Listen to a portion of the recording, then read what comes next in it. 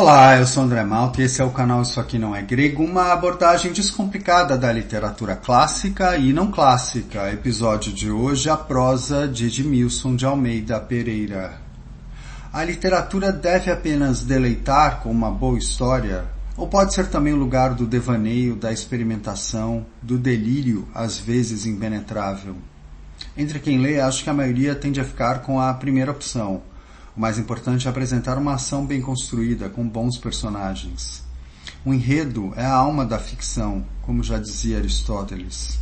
Foque numa trama envolvente, que prenda a atenção, e assim você vai produzir algum tipo de catarse, do prazer tênue e quase mecânico à mais profunda e impactante comoção.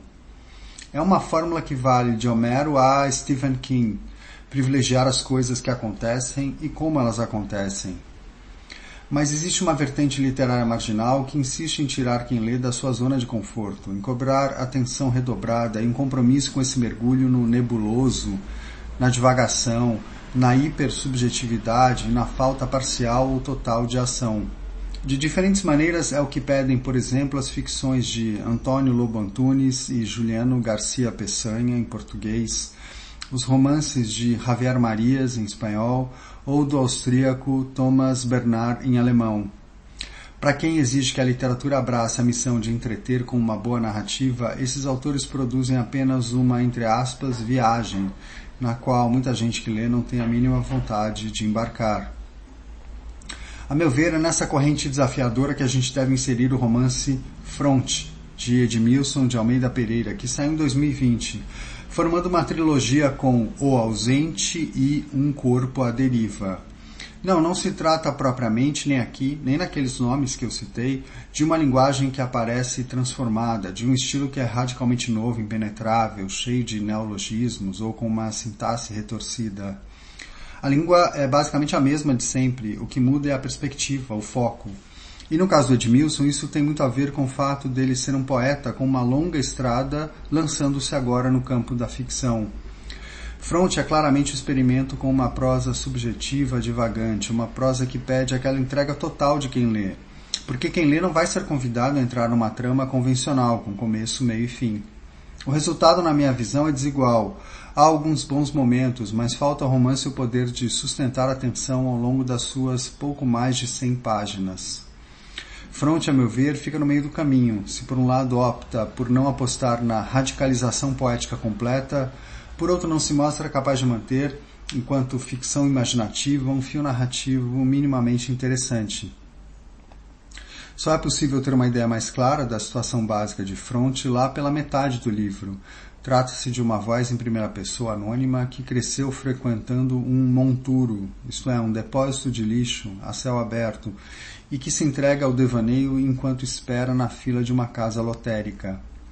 Essa voz em primeira pessoa, mais de uma vez, refere-se a si mesma como homem-árvore. Talvez essa expressão afirmativa se deva ao fato de que, como diz um trecho, ela, desde a cabeça, cresce na direção do sol. É com certeza uma imagem positiva dentro de um contexto de adversidade. Como eu disse, trata-se de alguém que se vê parado numa fila debaixo do sol, mas que não aceita essa situação, que ilustra uma espécie de limitação maior da existência, no plano social e filosófico. A voz de Fronte fala repetidas vezes da realidade conflagrada dos milhões de seres que vivem acossados nas periferias brasileiras, e essa voz não aceita se conformar. Ouçam essa passagem, que resume o espírito geral do livro e dá a medida da sua dicção, tirada do capítulo 7. A fila se estende pela calçada, dentro da loja o inferno de sempre, dentes arranhando possibilidades. Hoje, por um capricho do Deus desumano, o sol escaldante paralisa os móveis da tarde. As pessoas têm fome, mas não pressa. Ansiedade, pressa nenhuma. Poderiam, se quisessem, rasgar a dura película do sol. As pessoas querem algo que não seja obedecer ao dedo invisível que movimenta as cordas? O que desejam essas pessoas? Desejam? São levadas sem ofensas até a ponta do trampolim? Detesto pensar que para muitos isso é um conforto. Eu me incomodo com a beleza de um inseto na vidraça. Estão presos, o inseto e os meus olhos. A vidraça corta nosso contato. Tudo é ferida para minha consciência.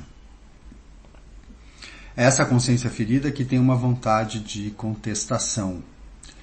Pisar na fila é acender um risco de pólvora. Há uma beleza impossível nessa fila. Ou possível apenas aqui. Um frescor de palavras no ar. Pássaros, raiva de vento. Um prenúncio para o que será algum dia um grito. Entre uma pessoa e outra, mesmo no silêncio, há um rumor que não cessa. Algo como uma respiração secreta. Há aglomerações e agressões na fila, ritos, sedições, traições. Há lírios e alvéolos que aos poucos se percebe, e aos poucos, com outra medida do tempo, se compreende. Um prenúncio para o que será algum dia um grito. O livro Fronte é esse grito entrecortado. Ao longo dele ouvimos essa voz dizer, entre outras coisas, devaneio sobre o que existe entre as palavras, ou escrevo um fluxo, ou o fluxo é um texto que invento agora, ou se tem a aparência de um diário ou de um romance, pouco importa, é um fluxo. Isso que ele também chama de quase diário ou de entrega ao delírio que raciocina, pode fazer a gente pensar inclusive nas experiências surrealistas da escrita automática, porque estamos diante de alguém que viaja nos pensamentos e nas palavras, que vai e volta, recobrando às vezes a lucidez, como quando diz no capítulo 15, caí abruptamente do meu devaneio, ou ainda, não havia dúvidas, não deixei a fila por um segundo sequer. Para mim, o mais instigante nesse fluxo é acompanhar o inconformismo quase idealista dessa voz, sua revolta, sua vontade, como diz, de olhar o mundo desde as direções impensadas, de não ficar à espera, de abraçar esse fronte do título. Ouçam. Se existe uma corda para esticar é esta, não me acostumar a, não aceitar o, não me arrepender de. Não temos que carregar a ira dos outros. Grito para mim mesmo. Temos nossa fúria, e ela é branda, forjada no fronte, elegante. Não é pedra jogada em qualquer vidraça. Entende? É fúria. Metal subindo por um cano estreito, pressionando mais o que está fora do que o que está dentro. É incandescente, de pernas estiradas no mundo. Não é aquela fotografia triste de corpos tristes sentado num banco hirto, num piso quadriculado de desânimo. Isso é o olhar de quem não nos vê. Fúria é essa seda entre os argumentos. Se for puxada, vai, mas deixa neles um calor imperceptível, prévias de incêndio. Eu me recuso a ser a linha que apenas segue o buraco da agulha. Existimos para outra órbita, na direção de outra estrela. Vamos lendo Fronte e percebendo com mais nitidez sua crítica a uma realidade desigual e racista, onde uma parcela da sociedade mais sobrevive do que vive. Vejam esta passagem. Cresci nessa faixa conflagrada, desfiando a raiva e o medo. Da primeira queria a força, sem ser destruído quando ela eclodisse. Do segundo queria a inteligência. Sim, parece estranho, mas para quem nasceu dentro do medo, ele não é o peso que nos impede de correr. É isso, mas é também uma sala de aula onde se escuta o eco da própria voz em confronto com outras. De perto e de longe, vozes sobreviventes. Vozes, sempre vozes que não sucumbiram. Desse modo extraímos a capacidade do cálculo. Traduzindo em linguagem de urgência, isso significa saber a hora de apertar a garganta do monstro. Por me comportar assim, anjo nenhum desistiu da minha cabeça. Ela também um país em conflito. Há um outro trecho que também me pareceu especialmente contundente, onde o Edmilson mistura várias imagens, nervo, ponte, navio, livro, sol, bomba. Não serei mal compreendido. Vou provocar o nervo que me atormenta. Não saltarei da ponte. A expressão queimar navios me aterroriza. Quando isso acontecia, é possível que estivéssemos lá dentro. Por isso ardo, porém não queimo objetos de apoio, nem braços de amparo. Com algumas palavras, os ignorantes destroem um livro. Imagine o que não tentam fazer conosco, filhos de Hélio, iridescentes. Sobrevivi até os 40 anos e me pedem calma. Não. O pino da bomba foi tirado e não há como colocá-lo. No próximo minuto, tudo que for vivo será uma explosão. Outras pontes terão de ser erguidas depois. Mas é da imagem da fila, de novo, que o livro tira, na minha opinião, as suas reflexões mais poderosas sobre a vida desperdiçada.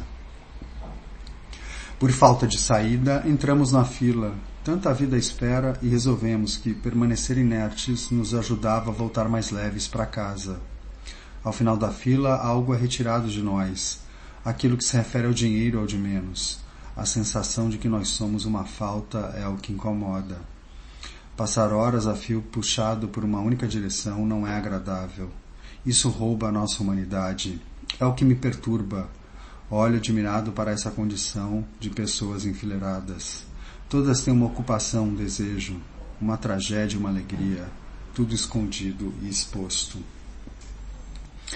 Mesmo reconhecendo esse arcabouço temático muito oportuno e salpicado de imagens felizes, ainda acredito que a dicção delirante no conjunto não preserva a mesma potência, ou que não se sustenta de forma uniforme e consistente.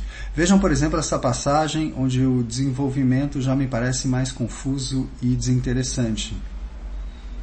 Até quando isso vai durar? Não há resposta, porque a pergunta está errada. Continuamos a pensar no parafuso que se encaixa na carenagem do ônibus, mas não é disso que se trata. Apesar de ser semelhante ao grito, o que nos envolve agora é um outro acontecimento. Não é o parafuso, não é o ônibus. É algo, isso, algo que alarga as janelas do ônibus e desparafusa nosso pensamento. Isso é um elã, veludo elástico, uma esmalha caindo da lua. Se isso chegar em minha casa, não vai ser fácil entrar. A porta é estreita, as coisas lá dentro estão arrumadas. Vou puxar isso pelas ideias e lhe pedir que sente no sofá. Vou buscar um copo de água e aí veremos o que acontece. É importante dizer que em alguns momentos o Edmilson, que, como eu disse, é poeta, abandona a prosa e usa a diagramação típica da poesia, talvez com a intenção de marcar uma intensidade maior. O trecho seguinte, que diz muito sobre o conteúdo geral de Fronte, exemplifica esse procedimento. Vou ler tentando indicar a autonomia do que seriam aqui versos e não linhas corridas.